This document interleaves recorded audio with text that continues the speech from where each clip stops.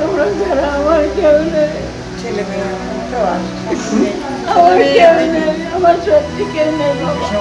দোকান আছে তো দোকান? আমি চানবাংলায় এই টিভিতে দেখে দেখে আমি কোথায় কোথায় অডিশন দিয়েছি।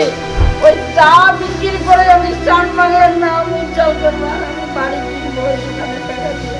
এখন আমার হার্টের প্রবলেম বাবা, আমি আর পারি না ভিক্ষা করতে। চোখে জল বাবা, আমার পৃথিবীতে কেউ নেই শোনা তোমরা ছাড়া। আমি চানবাংলায় এই টিভিতে দেখে দেখে আমি কোথায় কোথায় অডিশন দিয়েছি।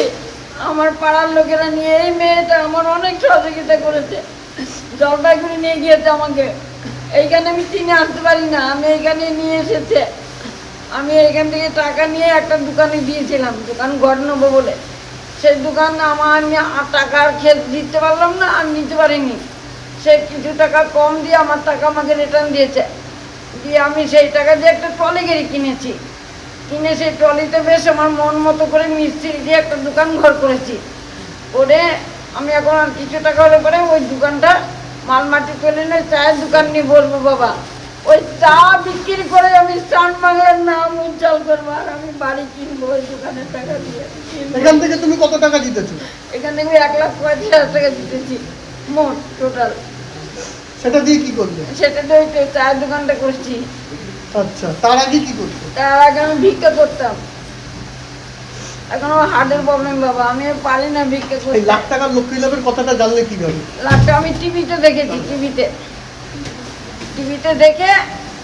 দেখে তখন আমি ওইটা দেখে এটা আমার খুব ভালো লেগেছে। আমি চানবাংলা এটা কোথায় আমি যাবো, এর লোক তখন লোকের কাছে জিজ্ঞাসা করি।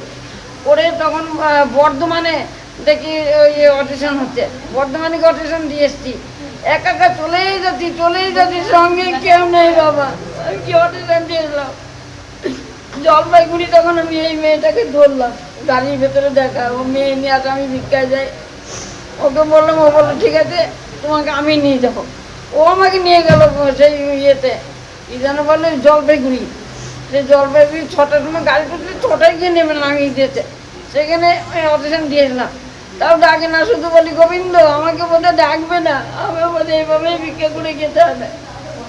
তারপরে দিল আমাদের এই কিছুদিন বাদে আমাদের কৃষ্ণনগর এবি স্কুলেও দিলাম। মেয়েগুলো সবাই আমাকে চেনে, সবাই বল তুমি কতবার অডিশন দিবা। তারপরে এবি স্কুলে দেওয়ার পরে আমাকে খেলায় ডাকলো।